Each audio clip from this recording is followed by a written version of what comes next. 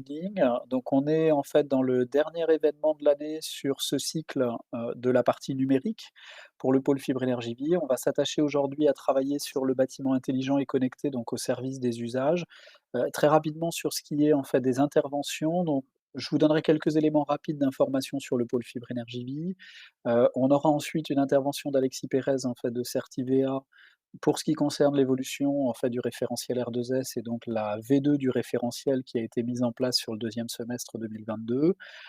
Nous aurons ensuite une intervention de Christian Rosier, donc sur le retour d'expérience sur un cas d'usage concret du campus, ESEO ESTP, en fait, de Dijon, qui est un bâtiment R2S 3 étoiles. Puis nous aurons une intervention, en fait, donc Christian Rosier d'Urban Practice. Puis nous aurons une intervention de l'ESTP, donc de Laurence Mangenot et de Mohamed Achour, sur 2 volets que sont l'évolution des programmes de formation et l'intégration, en fait, dans les programmes de formation de ces dimensions numériques, BIM et Smart Building. Et puis également, en fait, de l'utilisation qui est faite aujourd'hui du BOSS et des éléments du projet concret, en fait, du campus, notamment dans le cadre de travaux de recherche. Et puis on terminera par une phase de questions-réponses et une conclusion rapide. Donc pour vous présenter rapidement le pôle Fibre Énergie Vie avant de passer aux interventions. Donc le pôle Fibre Énergie Vie, c'est un pôle de compétitivité. C'est une association qui est labellisée aujourd'hui par l'État, et donc qui intervient sur l'accompagnement de l'innovation à destination des acteurs des matériaux, du bâtiment et de la ville durable. Donc on est à ce titre-là, dans des liens très, très forts avec différents comités stratégiques de filière, notamment Industrie pour la construction et nouveaux systèmes énergétiques. Le pôle Fibre Énergie Vie intervient sur 4 grands axes thématiques que vous retrouvez en fait à l'écran. Donc un axe énergie, un axe carbone, un axe santé et confort des usagers et un axe numérique et intelligence artificielle. Et donc le travail aujourd'hui en fait, dans ce cycle sur la partie numérique s'inscrit dans ce quatrième volet thématique, même si vous le voyez bien dans cette logique, hein, le numérique est un moyen et un outil en fait au service, à la fois de la réduction en fait des consommations énergétiques ou en tout cas de l'efficacité de la sobriété énergétique, des bâtiments et des quartiers et puis également en fait intervient et interviendra de plus en plus demain sur l'approche carbone. À l'intérieur donc de ces 4 axes thématiques, le pôle Fibre Énergie Vie intervient de 3 manières. Donc, d'abord en tant qu'association sur l'animation d'une communauté de membres, 240 membres et puis 850 partenaires de niveau 2, sur lesquels, le pôle a un rôle qui est un rôle de sensibilisation de la filière sur les grands enjeux énergie, carbone, numérique et santé. Et puis deuxième chose également dans le cadre de ce dispositif d'animation, un rôle qui est un rôle en fait de partage de retours d'expérience, comme on va le faire aujourd'hui, pour pouvoir montrer ce qui est fait concrètement par des acteurs sur des projets et faire en sorte que, eh bien, à partir peut-être de ces exemples et de ces cas d'usage, inspirants, d'autres acteurs puissent se mettre en mouvement. Le deuxième moyen d'action du pôle et le deuxième rôle du pôle, c'est un rôle d'accompagnement et de montage de projets de recherche collaboratifs. Donc là, on est dans le métier historique des pôles, c'est-à-dire aider des acteurs depuis une idée jusqu'à la mise en marché, en fait, de ces innovations et donc d'aider les acteurs, en fait, finalement, à ce niveau-là, à la fois à faire émerger et définir, en fait, les projets qu'ils veulent mener, se constituer au consortium, monter des dossiers de candidature et puis pouvoir accompagner ensuite la mise en marché de ces innovations avec le soutien des financements publics, qu'ils soient européens, nationaux ou régionaux, en fonction des configurations des projets. La troisième partie d'activité du pôle, c'est une activité de conseil et de service, donc qui reste inscrit dans l'ADN qui est l'ADN d'innovation du pôle. C'est-à-dire qu'on a plutôt un enjeu sur les axes thématiques que je vous ai présentés avant, à prendre des sujets qui sont un peu nouveaux pour la filière, sur lesquels on sait qu'il y a peut-être un besoin d'accompagnement en fait pour, structurer une feuille de route stratégique et mettre en œuvre en fait cette feuille de route, ou à l'intérieur en fait de cette feuille de route, peut-être aussi tester des choses sur des opérations, que ce soit des opérations de construction neuve ou de rénovation, pour pouvoir faire en sorte que, eh bien, ces transitions énergétiques, environnementales et numériques puissent s'accélérer au niveau des acteurs de la filière bâtiment. Donc voilà ce qu'est le rôle de cette activité de service et de conseil. Donc c'est un écosystème, je vous le disais tout à l'heure, de 231 membres, un petit peu plus même là sur la fin d'année, 850 partenaires de niveau 2. Vous retrouvez un certain nombre d'acteurs repris ici, ils n'y sont pas tous. Ce qu'il faut retenir, c'est que le pôle représente aujourd'hui, ou en tout cas dans les membres dans les adhérents de cette association, vous allez retrouver tous les acteurs de la filière, donc aussi bien des acteurs industriels et des startups, et des offreurs de solutions, des acteurs de la maîtrise d'ouvrage, aménagement, bâtiment, public-privé, des acteurs de la maîtrise d'œuvre, des entreprises de travaux, des acteurs de l'énergie ou des acteurs spécifiques de l'économie circulaire. Voilà, vous allez vraiment retrouver toute la chaîne de valeur, en fait, des matériaux, du bâtiment et de la ville, avec les enjeux donc que j'ai évoqués précédemment. Donc vous avez repris ici, en fait, un peu, différemment pour illustrer ce que je viens de dire, la répartition dans l'écosystème du pôle de ces différents corps de métier, de ces différents acteurs. Si vous ne le faites pas déjà, vous participez aujourd'hui en fait à donc ce webinaire sur la partie numérique, BIM et Smart Building, mais sachez que le pôle anime en fait d'autres événements thématiques, anime également des groupes de travail ou des colloques. Donc vous pouvez nous suivre en fait, que ce soit sur les réseaux sociaux ou retrouver ces actualités sur le site internet du pôle, hein, donc et vous aurez bien évidemment en fait la présentation en fin de parcours. Je ne vais pas forcément détailler en fait cet élément-là, de manière complète, mais retenez juste que vous retrouvez dans cette vue synthétique, vraiment la totalité en fait de l'accompagnement et du parcours d'accompagnement du pôle sur cet axe de la transition numérique.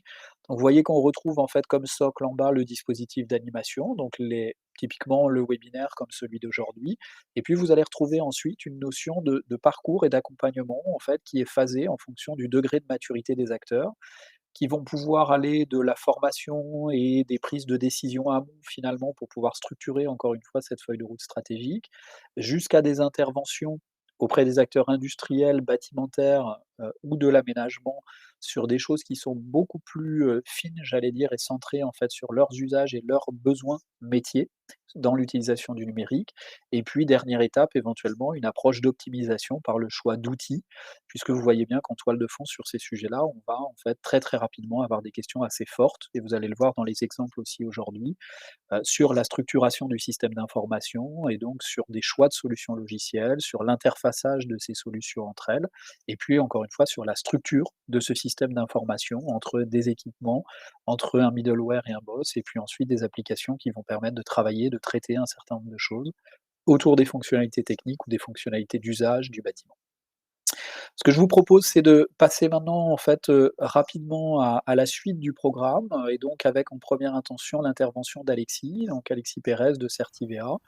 Merci Alexis et je remercie d'ailleurs tous les participants et nos intervenants, en fait, pour le webinaire d'aujourd'hui, donc qui va intervenir sur l'évolution du référentiel R2S.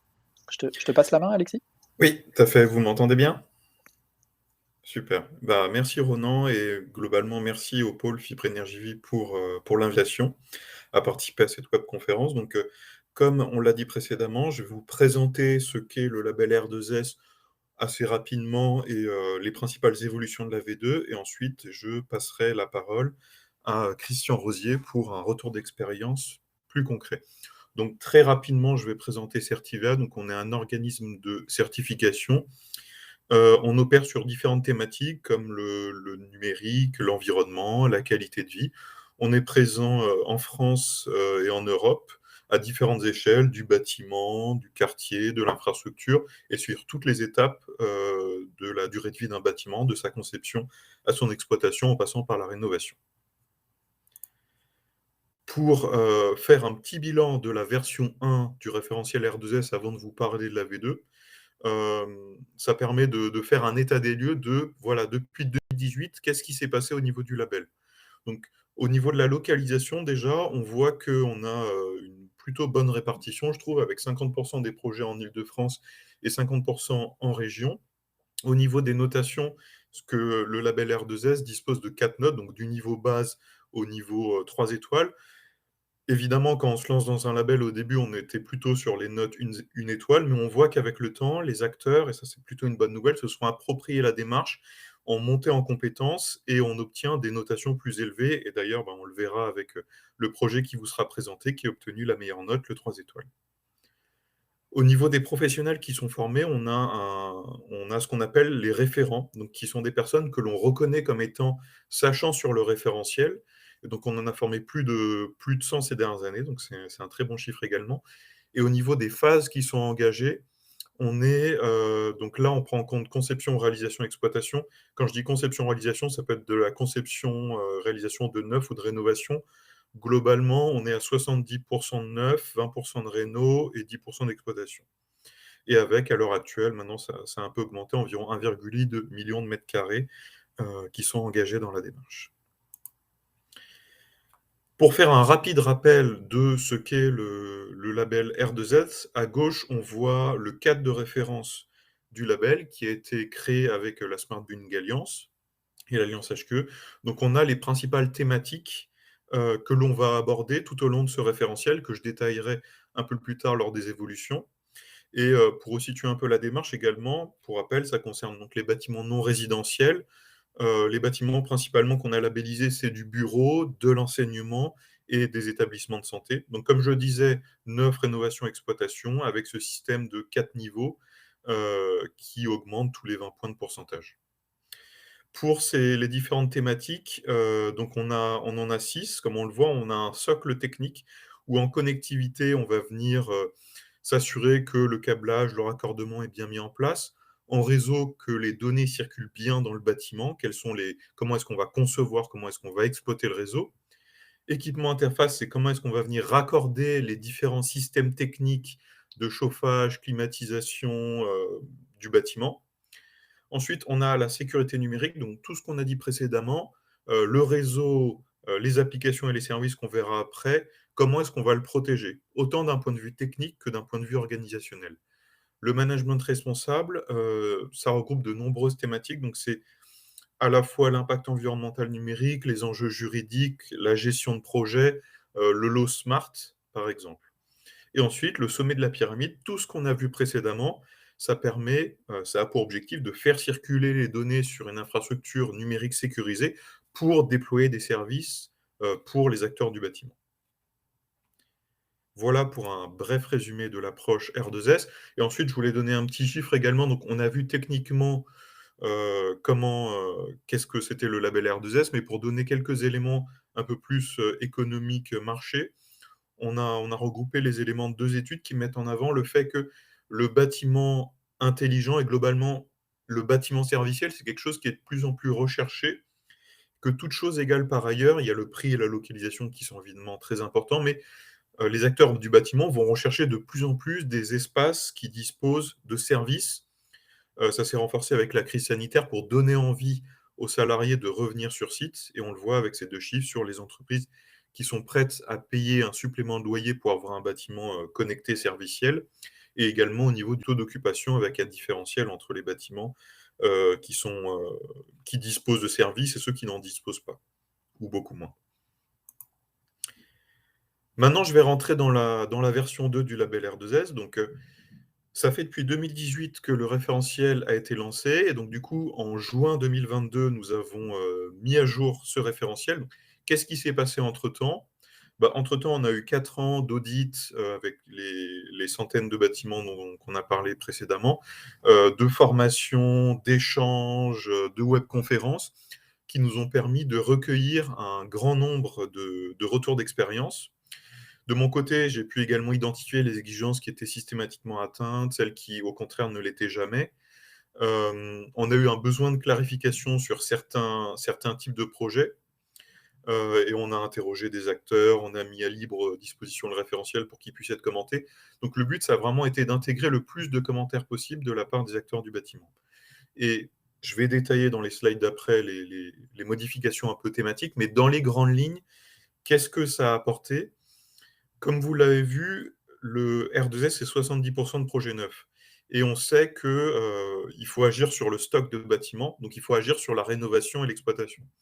Donc on a orienté un peu plus le label pour qu'il puisse prendre en compte plus facilement, ces 2 phases. Donc on a, regardé les exigences qui étaient compliquées à atteindre, mais pour des raisons qui n'étaient pas pertinentes et on les a modifiées. Par exemple, le local de 8 mètres carrés qui pour les locaux, techniques qui pouvaient être compliqués pour des projets existants. Et ensuite, évidemment, bah, on est dans le numérique, donc le numérique, ça évolue rapidement et entre 2018 et 2022, il y a des nouveaux sujets qui sont apparus ou dont on parlait un petit peu, mais qui sont renforcés. Bah, on va en parler, juste après sur le Building Operating System, par exemple, sur la connectivité sans fil qui est de plus en plus présente, sur des nouveaux services de mobilité, par exemple que je détaillerai un petit peu après. Donc voilà pour les grandes évolutions, prise en compte des nouveaux enjeux et plus facile intégration de la rénovation et l'exploitation. Ensuite, j'ai 3 slides où je vais détailler, 2 thèmes par slide, les principales évolutions qu'il y a à l'intérieur. Donc ici, on est sur, donc dans la pyramide, on a 6 thèmes et le premier qu'on traite, c'est la connectivité. C'est un enjeu qui est primordial pour le label R2S parce qu'on a de plus en plus de bâtiments qui ont des problèmes, de connectivité, GSM, internet et étant donné qu'on a de plus en plus d'outils, qui se basent sur internet, bah, qui dit problème, dit on a des problèmes pour travailler ensuite, pour accéder à nos outils et cetera. Donc, qu'est-ce qu'on a fait dans cette nouvelle version? Donc je l'avais dit un peu précédemment, on a, levé certaines exigences qui étaient compliquées en rénovation-exploitation, comme le prérequis sur la taille des locaux techniques, des locaux opérateurs et répartiteurs qui était un peu élevé pour de l'existant. Donc on l'a adapté à ces phases-là et également on a intégré des exigences, on a renforcé la partie connectivité sans fil qui traitait du GSM et du Wi-Fi en intégrant maintenant l'IoT, la géolocalisation, par exemple. Ensuite, on a le deuxième thème, architecture réseau. Donc, c'est comment est-ce qu'on va faire circuler ces données? Comment est-ce qu'on va créer cette colonne vertébrale du bâtiment? Donc au niveau des enjeux, on voit qu'il peut y avoir des protocoles propriétaires qui sont plus difficilement exploitables, plus difficiles à faire évoluer dans le temps. Globalement, ce thème architecture réseau, il était déjà bien bâti pour la version 1, donc on n'a pas modifié énormément de choses. Ce qu'on a modifié, c'est la performance de la connexion internet. C'est la connexion internet à ce réseau, qu'on va venir auditer, c'est comment s'assurer de sa fiabilité avec une garantie de temps de rétablissement, avec, avec 2 points de pénétration pour s'assurer de la continuité de la connectivité, par exemple. Voilà pour ces 2 thèmes. Ensuite, je vais passer aux 2 suivants qui sont équipement interface et sécurité numérique. Donc équipement interface, donc pour rappel, connectivité, on a mis le câblage, on a construit, ce réseau qu'on va exploiter et équipement interface, c'est quels sont les systèmes techniques qu'on va intégrer à ce réseau. Donc on voit qu'on a de plus en plus de réseaux sur les bâtiments, IoT, véhicules électriques, donc ça va être comment faire en sorte de piloter et de construire facilement ces réseaux et de les intégrer au R2S sans qu'il y ait trop de complexité. Là, la grande nouveauté, enfin, c'est un des thèmes qui a le plus été modifié dans cette version 2, c'est on est venu préciser des choses sur les interfaces de programmation, donc ces fameuses API qui permettent de mettre à disposition les données du bâtiment vers des services qui sont basés dans le cloud, par exemple. Et on est venu ajouter une exigence sur le Building Operating System, donc on valorise les projets qui mettent en place un BOSS. Ensuite, sur la sécurité numérique, le constat qu'on peut faire, il est double, c'est qu'il y a de plus en plus d'entreprises qui sont touchées et elles le sont de plus en plus fortement. Donc c'est un thème qui était déjà également, bien adressé dans la version 1, qu'on est venu un peu renforcer dans cette version 2, sachant que ce thème sécurité numérique, il est construit en 2 parties. On a à la fois une sécurité technique, donc c'est mécaniquement, enfin techniquement, comment est-ce qu'on va protéger le réseau avec du chiffrement, de l'authentification par exemple, la création de réseaux logiques pour isoler certains équipements, et une partie organisationnelle, ça c'est un point qui est vraiment très important, c'est toute l'organisation qu'il y a autour, du bâtiment et de la sécurité. Quand on va rencontrer un problème, qui va traiter ce problème? Qui est-ce qu'on va alerter? Comment est-ce qu'on va faire en sorte que ça ne se reproduise plus? Comment est-ce qu'on va mettre en place un plan de reprise d'activité? Donc ça, c'est par exemple une des nouveautés qu'on a introduit, dans ce thème, donc au même titre que la mise en place d'une sécurisation sur, les systèmes de supervision, du bâtiment, donc la sécurisation, par exemple, de la supervision GTB. Ensuite, je vais passer aux 2 thèmes suivants. Donc on a le management responsable et les services. Donc comme je le disais précédemment, le management responsable, c'est un thème qui est assez, multiple dans les enjeux qu'il adresse. On va parler à la fois de l'eau smart, donc c'est-à-dire dans la conception, dans les CCTP, comment est-ce qu'on va intégrer ce que j'ai dit précédemment pour que ce soit pris en compte de façon transversale? Parce que ça, c'est un des avantages et un des inconvénients du numérique, c'est que c'est transversal, donc il faut faire en sorte que ce soit appliqué que les systèmes techniques se parlent, sinon on risque de rencontrer des problèmes ensuite en exploitation. Donc il y a ces éléments-là, il y a d'un point de vue juridique, heu, la propriété des données, leur localisation, leur portabilité, la propriété du réseau qu'on va venir auditer.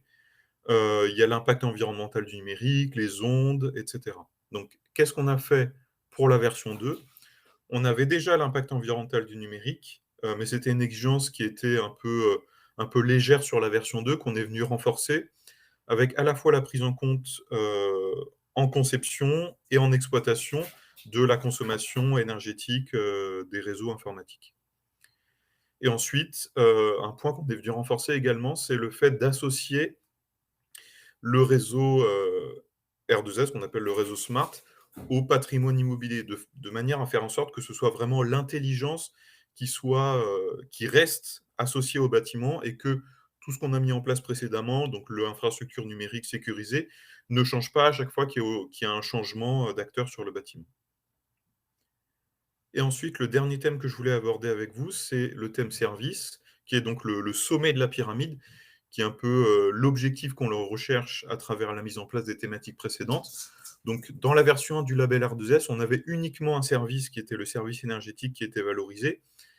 On est venu agrandir un petit peu ce panel de services, mais tout en restant, assez léger dans les services qu'on décrit. Pourquoi? Parce que, le label R2S, comme on l'a vu, s'adresse à un ensemble de bâtiments tertiaires. Donc ça peut être autant une plateforme logistique, qu'un bâtiment de bureau, qu'un hôtel et donc évidemment, les besoins en termes de services sont différents en fonction de ces bâtiments.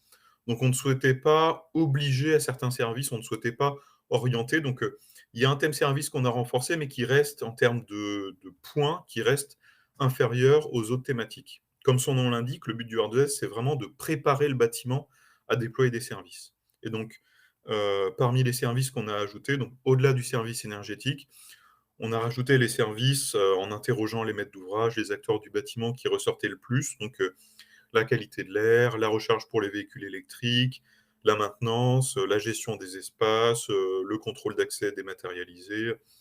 Voilà quelques exemples de services, mais étant donné qu'évidemment on n'a pas la science infuse, on a rajouté une petite exigence à la fin qui s'appelle autre service et sur lequel, si vous le souhaitez, vous pouvez venir valoriser des services qu'on n'aurait pas listés, dans le cadre du label. J'avance dans mes slides et je crois que c'était la dernière, donc j'ai fini dans les temps, je crois, avec un petit peu d'avance. Donc tant mieux, ça laisse le temps de, traiter une ou 2 questions si vous en avez, avant de laisser la parole à Christian. Donc je regarde dans le chat. Alors j'ai une première question sur que veulent dire les pourcentages à côté des 4 niveaux des notes.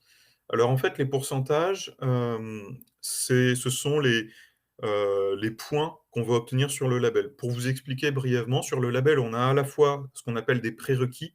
Donc les prérequis, ce sont des exigences qu'on doit obligatoirement atteindre pour avoir le label. Donc il y en a à peu près un ou 2 par thématique et au-delà de ça, les exigences, les critères qu'on a dans le référentiel, dans le label, ils rapportent des points et en additionnant tous ces points, si on rapporte à un pourcentage, eh ben, ça nous fait 1 obtenu. Donc si jamais vous avez, tous les prérequis plus au moins 20 des points, vous êtes niveau base. Si c'est au-dessus de 40 vous êtes une étoile.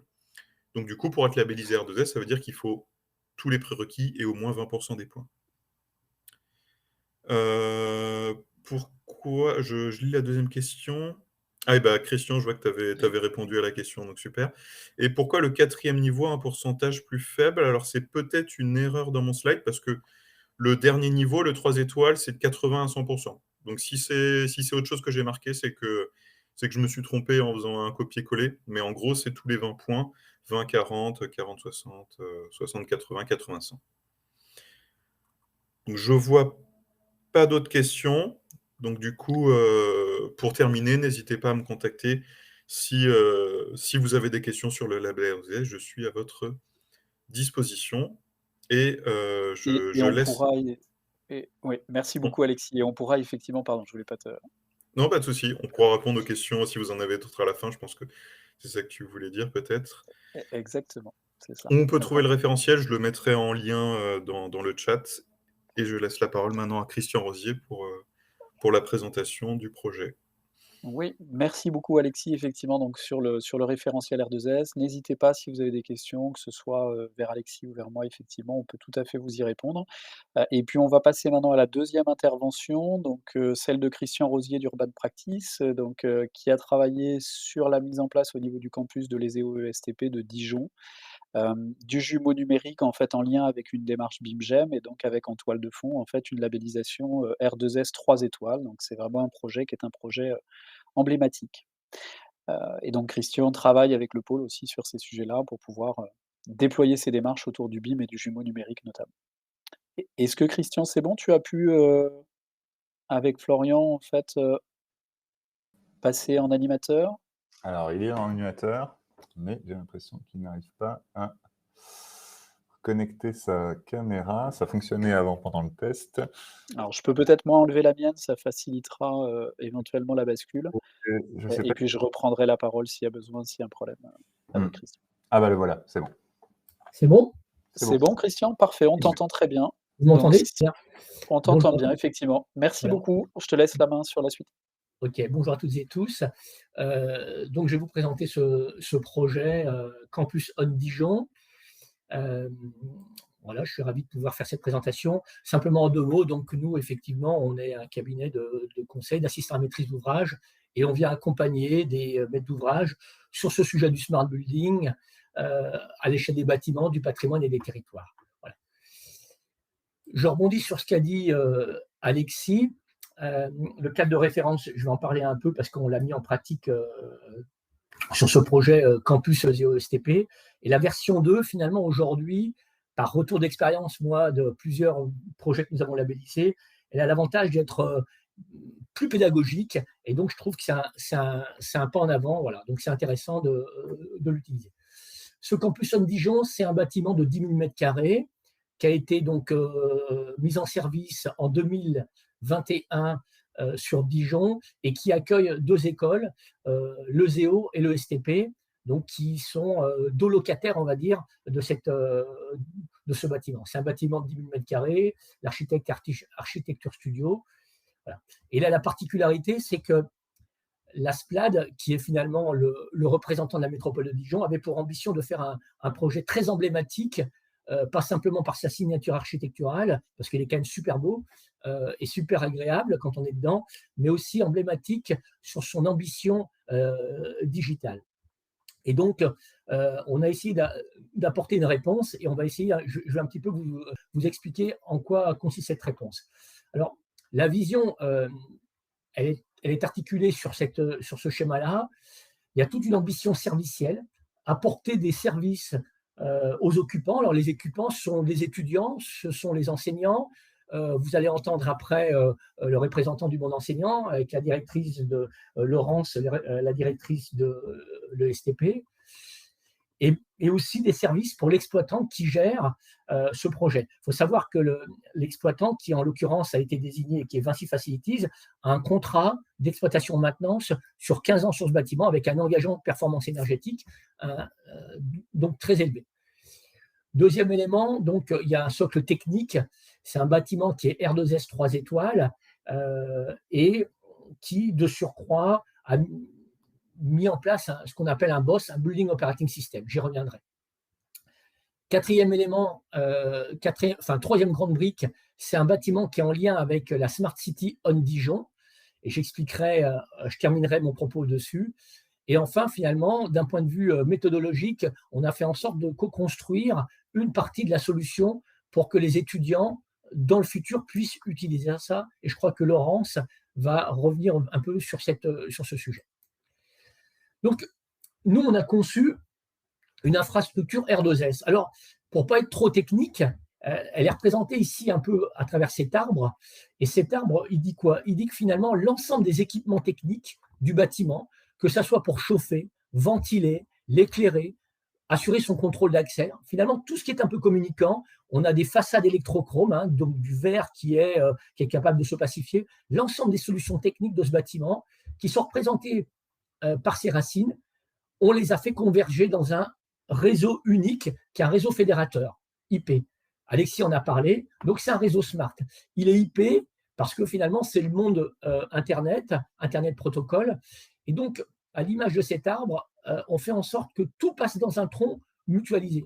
Souvent, dans les bâtiments, on déploie des infrastructures digitales pour le chauffage, la clim, la ventilation, réseau pour, par exemple, le contrôle d'accès, etc., etc. Pour les bornes de recharge, une troisième, etc. Là, l'idée, c'est d'avoir fait converger un maximum d'éléments dans un même tronc d'arbre. Et ce tronc d'arbre, il va permettre quoi? Il va permettre de faire pousser des branches à mon arbre. Ces branches, elles incarnent les services que j'ai besoin aujourd'hui, en 2022, mais les services que peut-être le ZEO, les STP auront besoin dans 5, 10 ou plus d'années. Et on a finalement permis qu'on ait sur ce socle et cet unique tronc d'arbre la possibilité de faire évoluer plein de services. Et de surcroît, on a rajouté ici ce qu'on a appelé un BOS, c'est-à-dire un Building Operating System. C'est une sorte de software qui vient gérer, orchestrer toutes les données qui vont transiter, les données qui viennent des capteurs de mes actionnaires et qu'on va mettre à disposition pour dispenser de ces services, mais aussi quand, par exemple, je veux commander quelque chose dans le bâtiment, donc j'adresse un ordre, je vais passer par ce boss pour actionner tel ou tel capteur actionneur du bâtiment. Donc lui, c'est une tour de contrôle. Donc non seulement on est R2S, c'est-à-dire on a construit toute cette épine dorsale, ce tronc d'arbre, etc., mais on lui a rajouté en même temps ce boss. Voilà. Donc, les maîtres mots là-dedans, c'est d'avoir un bâtiment qui soit très ouvert, mutualisé, interopérable, avec un cadre de confiance numérique tel que l'a spécifié avant Alexis. Un peu plus techniquement, mon tronc d'arbre, on le retrouve ici. Vous avez ici l'ensemble des capteurs actionneurs qui sont représentés là. Notre tronc d'arbre qui est finalement le réseau, et on fait un réseau, donc on vient faire converger tous les réseaux bâtimentaires avec des sous-réseaux. On met à disposition ça dans un boss, qui est notre tour de contrôle. La maquette numérique est en lien avec ce boss. Et puis là, on a tout un environnement applicatif, des applications pour le gestionnaire exploitant avec ses outils de GMAO, sa supervision, la gestion du confort, mais aussi un environnement applicatif qui est plus celui qu'on va mettre à disposition pour les étudiants, pour les enseignants, etc. Et des liens avec la plateforme Smart City on Dijon.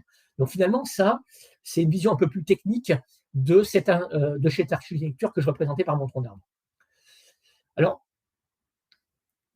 cette architecture, elle va permettre donc de les livrer des services. Et à partir du moment où finalement on a un socle qui est robuste, un socle qui est ouvert et qui met à disposition des données, finalement, ça me permet dans l'absolu de tout faire. Et donc, nous, ça nous a permis d'essayer de co-construire avec les écoles, les services, répondre aux besoins qui étaient ceux des étudiants et des enseignants. Et donc, on a en particulier imaginé une solution où on allait fournir des briques initiales, c'est un petit peu comme un jeu de Lego, et de leur dire, vous pourrez dans le futur ajouter des briques additionnelles parce qu'on ne les connaît pas toutes. Voilà. Et donc, on a travaillé avec eux quelles devaient être les briques indispensables qu'on devait avoir à la réception du bâtiment. Et donc, il y a deux grandes briques qui sont la gestion des espaces et la déclaration des incidents. Pour arriver à ça, on a co-construit ça par des ateliers. Donc, finalement, on a essayé d'imaginer quels étaient les besoins. Les étudiants ont dit, nous, on aimerait bien au maximum pouvoir être là dans des ouvertures qui ne sont pas classiques dans le bâtiment, pouvoir être là pour pouvoir faire des ateliers ou des réunions le soir avec le bureau des élèves, pourquoi pas travailler le samedi matin, enfin voilà. Alors après, ça doit rentrer dans un cadre qui est géré par les écoles, mais dans l'absolu, c'était ça. Et donc, ouvrir en fait le calendrier. Et donc, on a imaginé une solution où non seulement les deux écoles gèrent leur propre calendrier des espaces, mais que les étudiants puissent dans l'absolu eux-mêmes avoir des droits de réservation de ces espaces.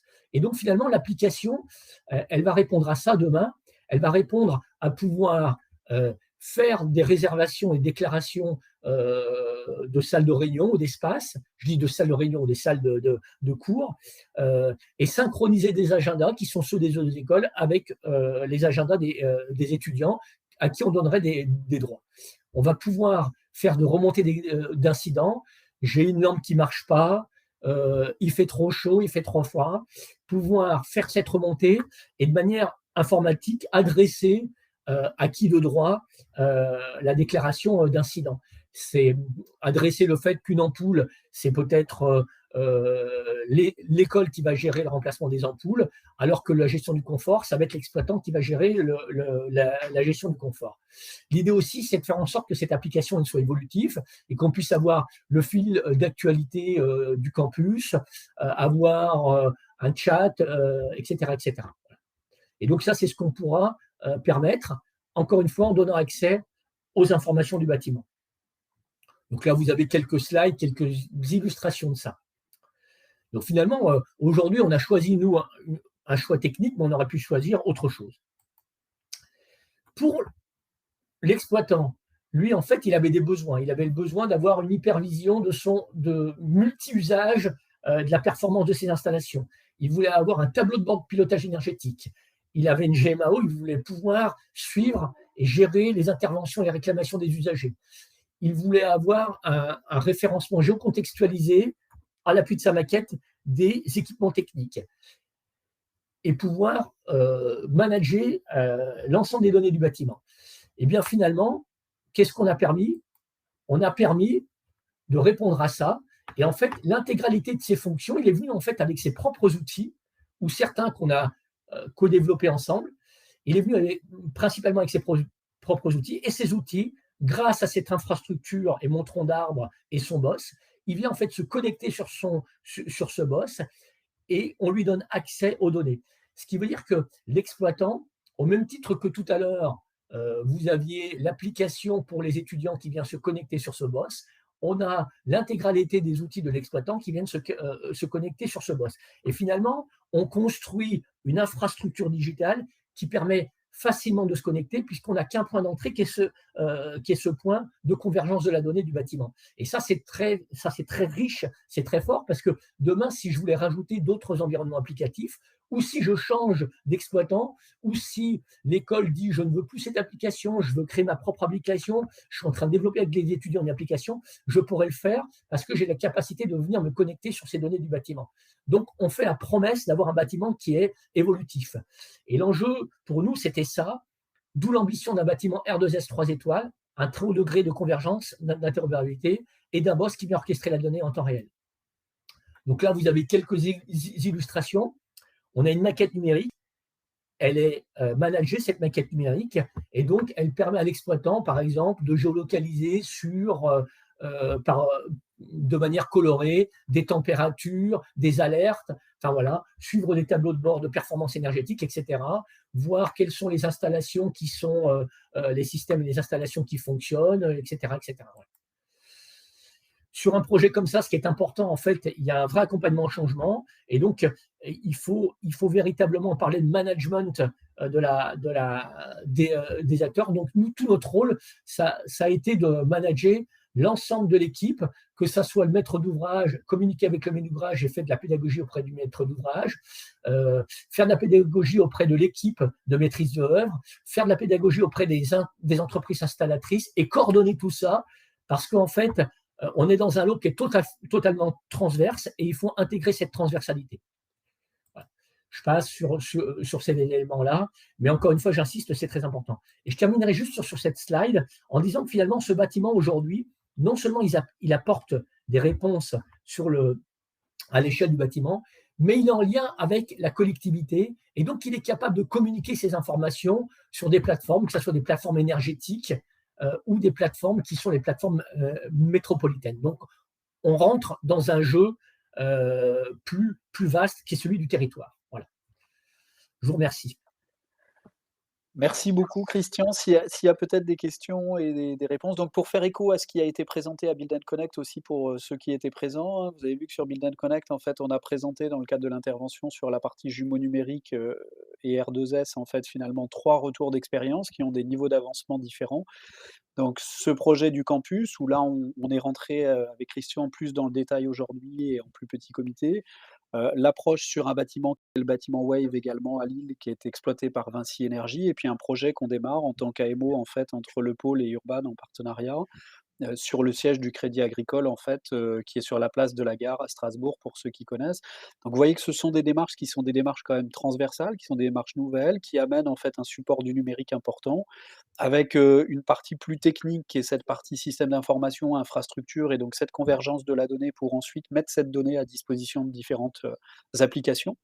Maîtrise des consommations et des flux globalement en fait d'un côté et puis en fait usage à définir avec les occupants derrière. Donc on a bien ces 2 niveaux, c'est-à-dire la partie en fait système d'information et infrastructure et puis cette partie plutôt, utilisation et exploitation en fait des données pour différents usages métiers, des acteurs qui vont être amenés en fait à circuler ou à passer dans ce bâtiment. Heu, peut-être je crois qu'il y avait une question en fait sur le prix au mètre carré et ensuite un deuxième élément qui je pense était plus une remarque en fait sur l'amortissement effectivement donc en OK. exploitation maintenance. Heu, peut-être si on peut afficher cette question-là? Je vais je vais essayer de répondre à la question. Heu, c'est peut-être un peu tôt, mais est-ce que vous avez des retours d'expérience sur les gares en conception, réalisation, d'exploitation, solutions mises en place? Alors, oui, effectivement, vous comprenez que c'est un peu tôt, mais néanmoins, ce qui est intéressant, je me souviens très bien dans le projet, l'exploitant venait, en l'occurrence Vinci Facilities, venait avec sa vision un peu classique de gestion d'un bâtiment. Et il disait, par exemple, ben, je veux avoir un taux de présence donc de mes équipes sur le bâtiment de X personnes par jour, par semaine, enfin ou par heure. Voilà. Et finalement, moi, je leur ai dit, attendez, regardez, on va vous mettre à disposition un accès temps réel à toutes les données du bâtiment avec vos propres outils. Ça vous permet de mieux contrôler, suivre les alertes, ce qui se passe et le fonctionnement du bâtiment. Donc, en fait, on a diminué le taux de présence et le taux de présence effectif est moindre. Ben, rien que ça a permis de revisiter le coût du temps passé en présence par l'exploitant sur le bâtiment. Donc ça, c'est un premier élément. Deuxième élément, pour lui, aujourd'hui, il, a, il peut utiliser tous ces outils euh, sur lesquels il est familiarisé, les connecter sur le bâtiment et donc optimiser déjà son processus de fonctionnement. Ça a une vraie valeur servicielle pour lui.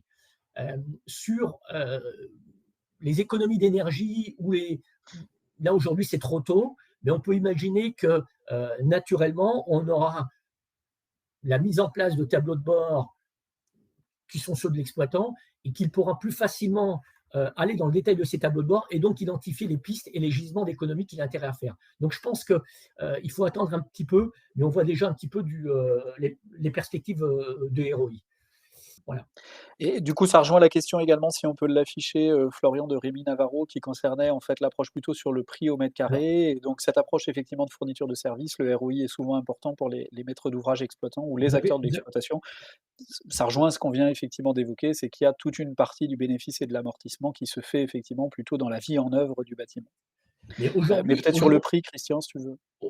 alors sur le prix, Ou en tout cas sur bon, on peut aujourd'hui, bon, enfin, pour des raisons un peu de confidentialité, je ne peux pas délivrer le montant.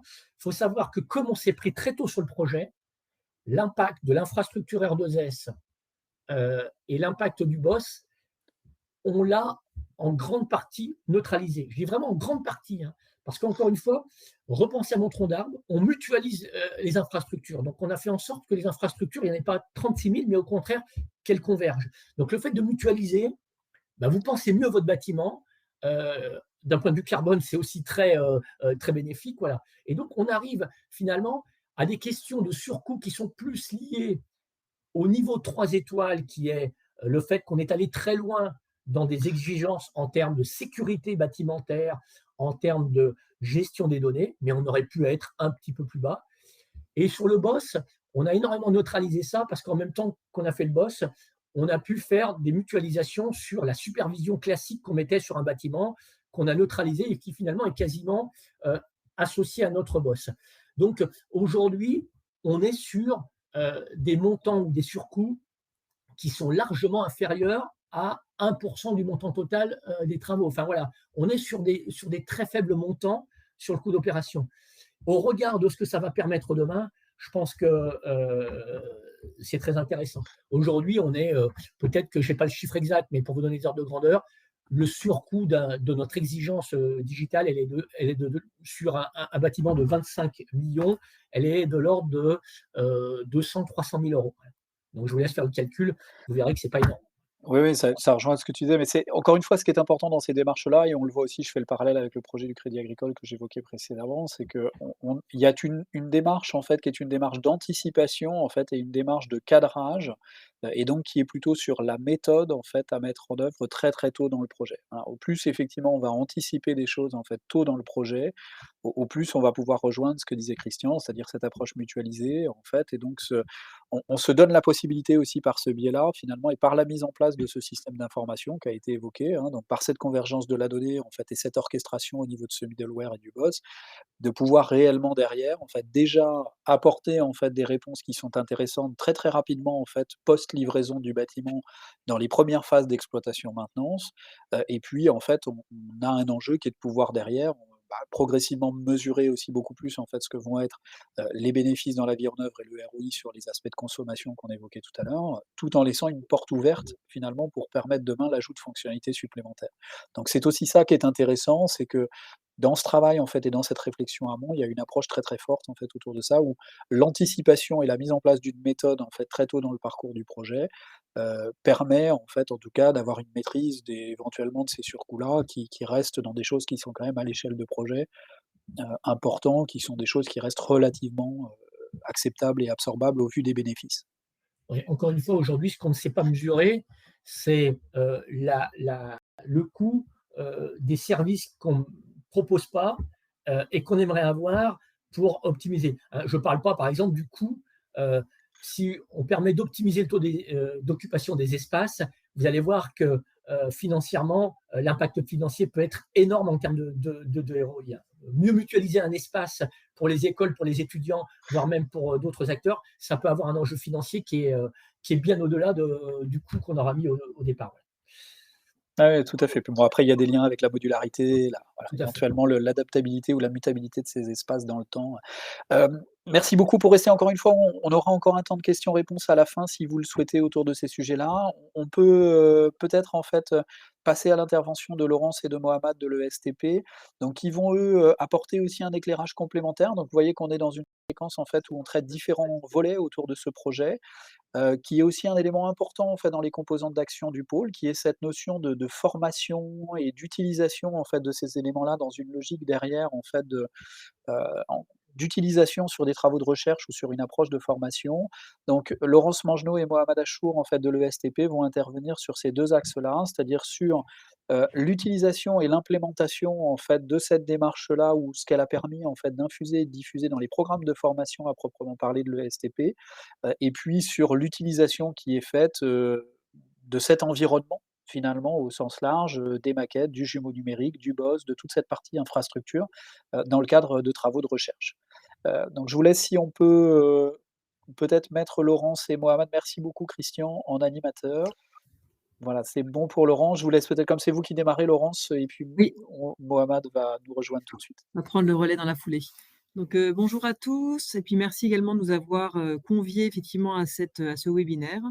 C'est intéressant pour nous à 2 titres, hein, peut-être pour présenter ce que fait le STP, d'un point de vue enseignement et recherche sur les thématiques qui sont liées avec ce webinaire et puis peut-être compléter, ce qu'a pu évoquer Christian sur le fonctionnement du bâtiment puisqu'on est installé dans le bâtiment dans le campus depuis 1 an.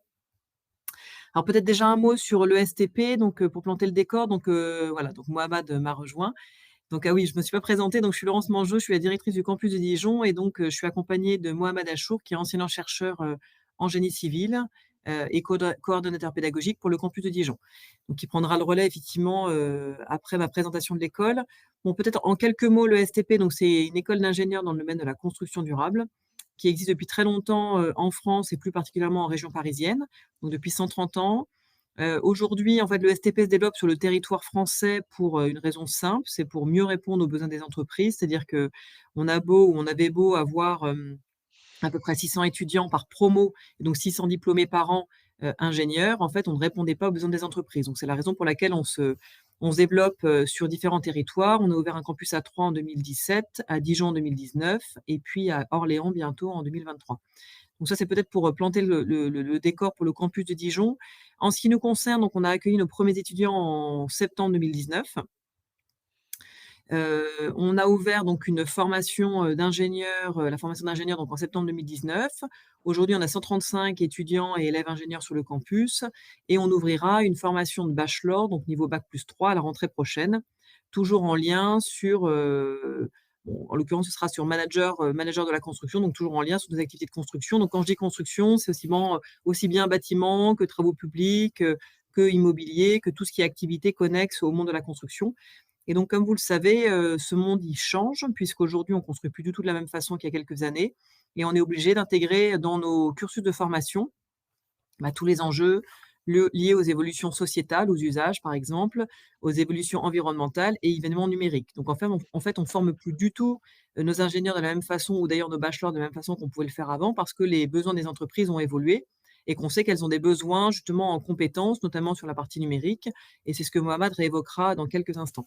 Peut-être en complément simplement sur, le campus de Dijon, donc quand on s'est installé à Dijon, l'idée, c'était qu'on puisse, construire un campus qui soit vraiment, complémentaire de ce qui existait déjà dans l'écosystème dijonnais. Donc, la première chose, c'est on s'est positionné sur un sujet qui était en lien avec les projets portés notamment par Dijon Métropole, de villes intelligentes et décarbonées. Donc c'est pour ça qu'on travaille avec Dijon Métropole, sur le projet On Dijon, mais également sur le projet Response de quartier énergie positive.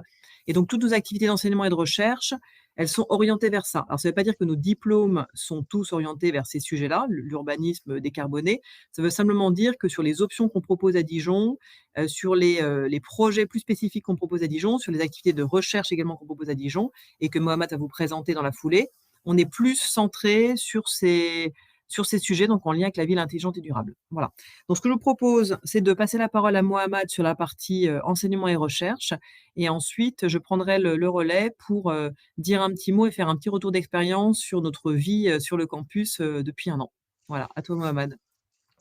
Merci Laurence. Donc bonjour à toutes et à tous. Donc moi c'est Mohamed Achour, je suis enseignant-chercheur en ville intelligente et décarbonée et coordonnateur pédagogique à l'ESTP sur le campus de Dijon. Donc comme l'a précisé Laurence, l'ESTP elle est vraiment bien consciente sur le fait que la transformation numérique dans le secteur de la construction s'accélère. Nous formons aujourd'hui nos étudiants sur le fait que la digitalisation du secteur de la construction est vraiment indispensable, notamment pour gagner en efficacité, qualité, sécurité, durabilité et aussi en décarbonation. À savoir que le SCP, elle accompagne l'évolution numérique dans l'offre de la formation qui est en lien avec le génie civil. Aujourd'hui, dans l'offre de formation du parcours ingénieur à l'ESTP Paris et précisément sur le campus de Dijon, nous parlions avant du BIM. Il y a quelques années, nous abordions le BIM collaboratif et aujourd'hui, en fait, nous formons nos étudiants en notion des jumeaux numériques et surtout des bâtiments intelligents et connectés. Donc, juste pour vous raconter un petit peu l'historique, au départ, le BIM, il était introduit dans la maquette pédagogique en étant un des modules de tronc commun de l'enseignement numérique à l'ESCP, qui a pour but uniquement de prendre connaissance des évolutions numériques dans le domaine du BTP, en présentant par exemple le BIM comme un outil de travail qui remplace la DAO. Les étudiants, ils ont bien compris le principe de la modélisation paramétrique, l'interface Revit, la gestion de la maquette numérique, la prise en main de ce langage de programmation visuelle et aussi l'interface Dynamo sur les notions des niveaux, par exemple, les sols, les murs, les façades, les poutres, les poteaux, les coupes, etc. Et enfin, en fait, nos étudiants, ils ont travaillé sur des projets concrets, des bâtiments. Et en fait, le campus ESEO et SCP était un des cas d'usage sur lesquels nos étudiants, ils ont travaillé. Ils ont surtout pratiqué un import-export d'informations liées au modèle BIM et surtout produire à partir d'une maquette 3D des plans de coupe et des tableaux de nomenclature, par exemple. Donc ça, c'était plutôt en première année. Et ensuite, en deuxième année, il y a quelques années, on a trouvé que quand même, on parle aujourd'hui du BIM collaboratif.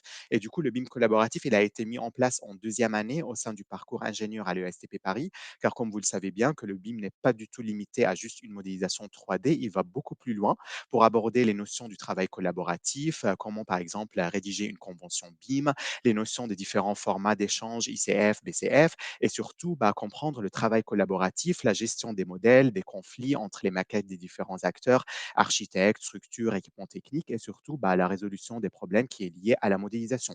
Donc ça arrive en deuxième année. Et au terme de cet enseignement, en fait, les étudiants, ils ont appris comment expliquer les notions du travail collaboratif et surtout la responsabilité des acteurs pour travailler sur un projet BIM avec des niveaux de détail et de maturité qui sont plutôt avancés.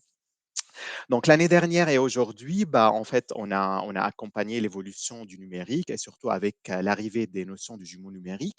Donc le STP, elle a bien signé une collaboration et une convention avec Dassault Systèmes pour mettre en place le travail de jumeau numérique et surtout de sensibiliser les étudiants à ces notions-là. Et aujourd'hui, plus de 500 étudiants à l'ESCP sur tous les campus, ils ont travaillé sur une plateforme collaborative 3D Expérience. Ils ont généré des modèles 3D pour voir le comportement à temps réel de ces projets et de ces ouvrages et surtout pour porter le développement des services adaptés aux besoins des utilisateurs. Donc, ils ont compris le travail collaboratif et le monitoring parce que quand même, on dispose de beaucoup de données, beaucoup d'informations, donc à temps réel, comment ça évolue, comment ça varie, etc.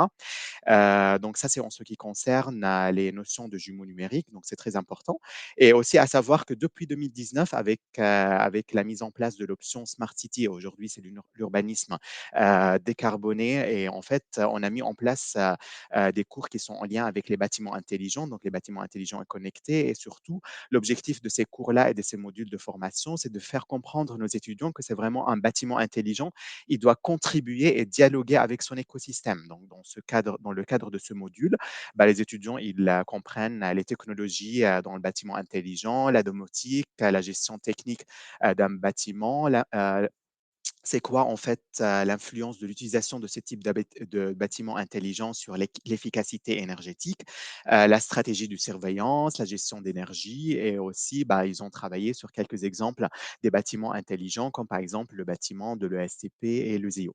Donc ça c'est en ce qui concerne les cours et la formation en enseignement, et à savoir aussi, comme l'a mentionné Laurence, que nos activités de recherche sont centralisées sur les thématiques en lien avec les villes intelligentes et décarbonées, dont le numérique, il est vraiment le cœur de ces projets-là. Et nos perspectives d'ici 2023, c'est de développer, par exemple, un jumeau numérique du quartier universitaire de l'Université de Bourgogne, parce que quand même, on dispose d'un jumeau numérique du bâtiment ESCP ESEO qui rentre dans l'ancrage territorial de ce campus-là. Donc, pourquoi pas développer un jumeau numérique à l'échelle du quartier et vraiment étudier l'impact environnemental des travaux de construction, rénovation, donc tout en lien avec les sujets d'analyse cycle de vie à l'échelle du quartier et à l'échelle du bâtiment.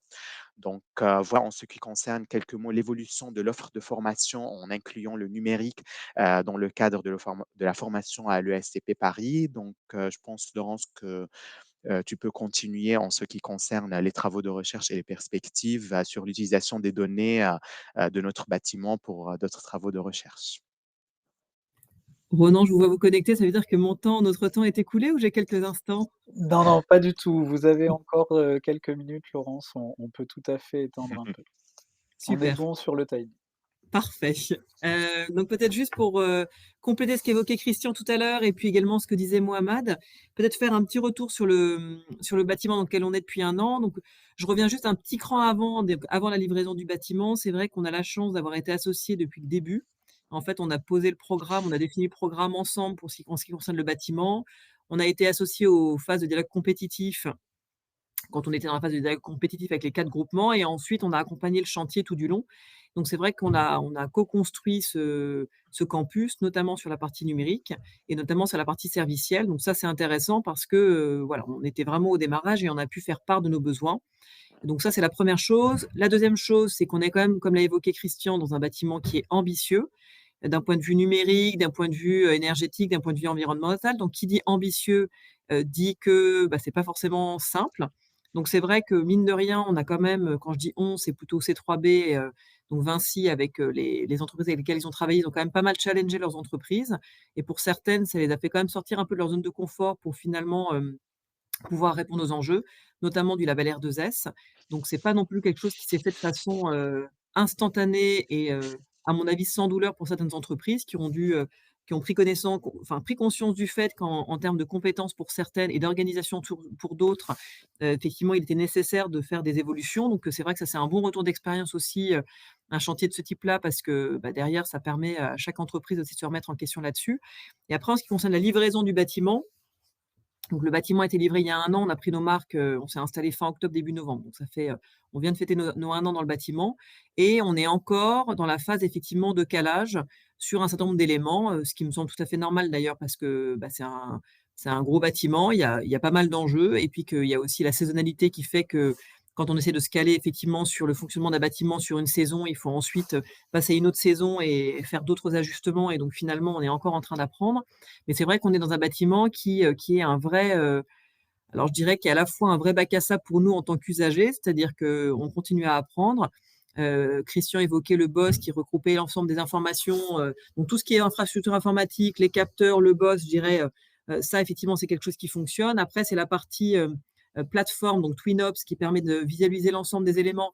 Ça a mis du temps finalement à pouvoir, intégrer, à être complet, à pouvoir intégrer l'ensemble des informations donc c'est le cas maintenant, donc c'est ce qui permet effectivement à Vinci Facilities d'avoir une vision d'ensemble du bâtiment, ce qui permet aussi à nos responsables techniques, écoles, de pouvoir avoir l'accès à l'ensemble des informations, puis qu'ensuite chacun puisse se répartir les tâches, puisque vous l'avez compris, il y a une partie du bâtiment est gérée par, le mainteneur et une autre partie est gérée par nos responsables techniques. Donc ça permet effectivement d'avoir, ces différentes informations et on est encore en train d'effectivement de caler, bah, par exemple, en ce moment, pour cet hiver, on a mis en place le plan de sobriété énergétique, hein, sur différents aspects et donc ben, c'est grâce effectivement à la plateforme qu'on va pouvoir le mettre en œuvre, mais c'est pareil, c'est des choses qu'on fait progressivement et il y a des ajustements qui sont nécessaires pour que le bâtiment fonctionne de façon pleine et entière. Donc ça, c'est pour la partie, je dirais, usagée. Hem, de manière complémentaire, comme l'a évoqué Mohamed, on est sur un bâtiment, un peu, bah, un bac à sable en fait, hein, pour nos étudiants et en termes de recherche. Donc pour nous, c'est vraiment intéressant parce que comme ce bâtiment, il est ambitieux et qu'il a fait des paris assez forts, je parlerai d'un pari d'ailleurs dans la foulée, en fait, ça permet de montrer à nos étudiants, c'est à la fois une vitrine, qui montre à nos étudiants ce qu'on est capable de faire et ce qu'on sera capable de faire dans le futur et à la fois, c'est aussi un cas d'usage. C'est-à-dire que, bien évidemment, il y a des choses qu'on pourrait optimiser. Entre ce qu'on a imaginé il y a 4 ans et la réalité d'aujourd'hui, évidemment, il y a des choses qui ont changé, notamment nous, dans notre façon de vivre et dans notre façon de fonctionner, et également entre ce qu'on avait pu imaginer en termes de services et aujourd'hui, il y a des évolutions. Donc ça veut dire que nos étudiants, ils vont pouvoir aussi, rentrer, via les jeux de données, bah, rentrer dans le fonctionnement du bâtiment, via la maquette BIM, le jumeau numérique, rentrer également dans le fonctionnement du bâtiment et très rapidement nous faire des préconisations pour nous dire, on aurait peut-être pu faire comme ça, on aurait pu faire mieux et dans le futur, on pourra s'appuyer sur ce qui a été fait ici pour faire, je dirais, encore mieux. Et c'est vrai aussi sur la partie recherche et j'ai un exemple sur la partie recherche, c'est on est à la veille de débuter une thèse avec Vinci Énergie pour justement travailler sur le bâtiment et sur finalement la valeur ajoutée. C'était une des questions qui était dans le chat. La valeur ajoutée qu'apporte en fait l'ensemble de ces outils dans le bâtiment. Nous, c'est une question qu'on se pose encore, c'est-à-dire qu'on a fait ce pari-là avec, la SPLAD, hein, donc qui avait été missionnée par Dijon Métropole dans un bâtiment, qui soit connecté. Ça implique effectivement dans la construction des coûts supplémentaires évoqués par Christian tout à l'heure. Ça évoque aussi des coûts supplémentaires, pour nous en tant qu'usagers, hein, puisqu'on a des charges, qui sont loin d'être nulles sur une année pour justement avoir un bâtiment qui est, connecté et qui permet aussi d'anticiper un maximum de difficultés.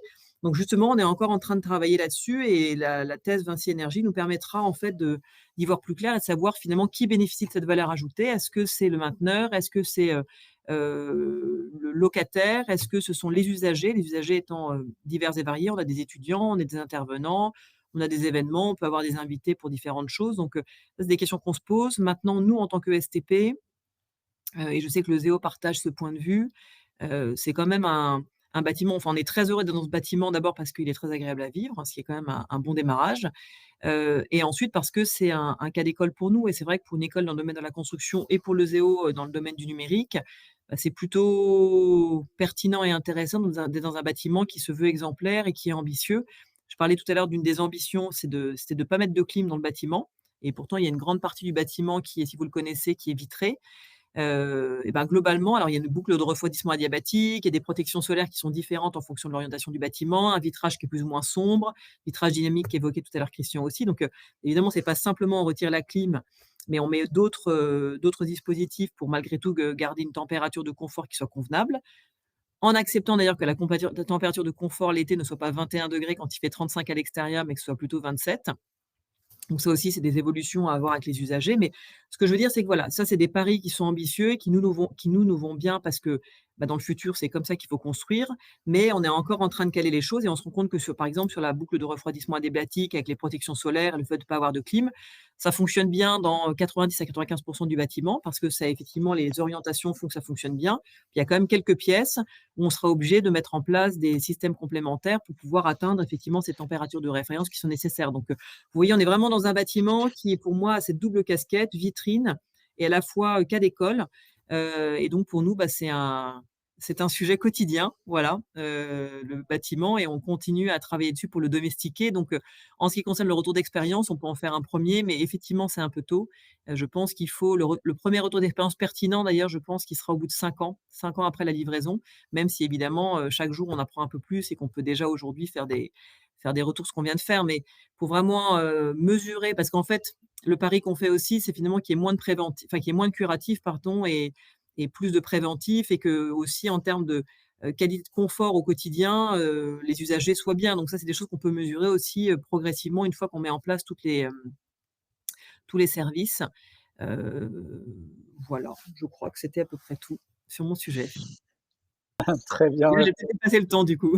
Non, pas du tout, non, non, merci. On est encore, on est dans le timing. Merci beaucoup à tous les 2. Peut-être juste pour faire écho à ce que vous venez de dire l'un et l'autre, en fait, et puis à ce qui a été présenté tout au long. Bon, on voit bien, et c'est normal, ce sont des démarches qui sont des démarches, d'expérimentation, même s'il y a il y a une structure, il y a une méthodologie derrière, en fait, et il y a toute une un système d'information qui permet, en fait, de se mettre en capacité, en tout cas, en fait, de viser ces objectifs-là, hein, mais on voit bien que ce sont des démarches qui sont des démarches, en fait, apprenantes, sur lesquelles on est en train de consolider, de construire au fur et à mesure, en fait, ce que sont déjà tous les investissements, tous les équipements à mettre en œuvre et tout ce qui est à implémenter dans le bâtiment, en fait, pour pouvoir le faire, et puis, sur lequel, progressivement, il y a des perspectives, en fait, d'amortissement ou de retour sur investissement, qui sont à mesurer, qui sont à calculer, qui sont à reprendre. Donc, cette période de 5 ans, moi, je trouve est un bon premier jalon. Ça nous paraissait important d'avoir ce premier partage, en fait, aussi avec, différents acteurs pour que, voilà, les uns et les autres puissent, assez tôt finalement, même dans ces projets-là, voir déjà ce qui est fait. Mais ce sera intéressant de voir dans 3 à 5 ans comment ce bâtiment évolue, en fait, et quels sont les retours qui sont donnés. En tout cas, on voit que de manière générale, on est quand même dans une importance, et ça s'est traduit dans ce projet-là, d'une utilisation et d'une implémentation plus forte, en fait, du numérique aujourd'hui au service des enjeux énergie et carbone. Qu'en toile de fond associée à ça, il y a des questions sur la formation, sur les pratiques, sur l'appropriation, à la fois de ces méthodes et de ces outils-là, qui est vrai pour l'ensemble des corps de métier de la filière. Et donc ce qui est intéressant dans un projet comme ça, effectivement, c'est que réellement, on se met en capacité, en fait, de tester des choses et de pouvoir, en fait, par une démarche pratique, par une démarche opérationnelle, regarder ce que ça donne. Voilà, et donc en faire un retour d'expérience à différents temps du projet, et ça, c'est quand même extrêmement intéressant. Et puis, on suivra aussi dans cette période de 3 à 5 ans, ce sera intéressant de voir l'extension, en fait, de l'approche bâtimentaire vers, le quartier ou le territoire, de voir comment ça se traduit. En tout cas, merci beaucoup à tous les 2. Vous restez avec nous si vous voulez bien. Merci aussi à Christian, en fait, et à Alexis, qu'on peut, peut-être réinviter, en fait, pour qu'on ait tout le monde, de manière à ce que si vous avez les uns ou les autres des questions, on puisse y répondre. Et puis s'il y en a pas, il me restera à remercier tout le monde et à vous souhaiter de bonnes fêtes de fin d'année un peu par anticipation, et puis à vous dire à l'année prochaine pour la suite, en fait, de ces interventions, que ce soit sur les axes énergie, carbone ou numérique, en fait, pour le pôle fibre énergie. Est-ce qu'il y a, alors j'en ai pas vu dans le chat pour l'instant, et est-ce qu'il y a des personnes qui souhaitent poser des questions sur, les 3 interventions d'aujourd'hui, et puis sur le rôle du pôle aussi sur ces sujets-là?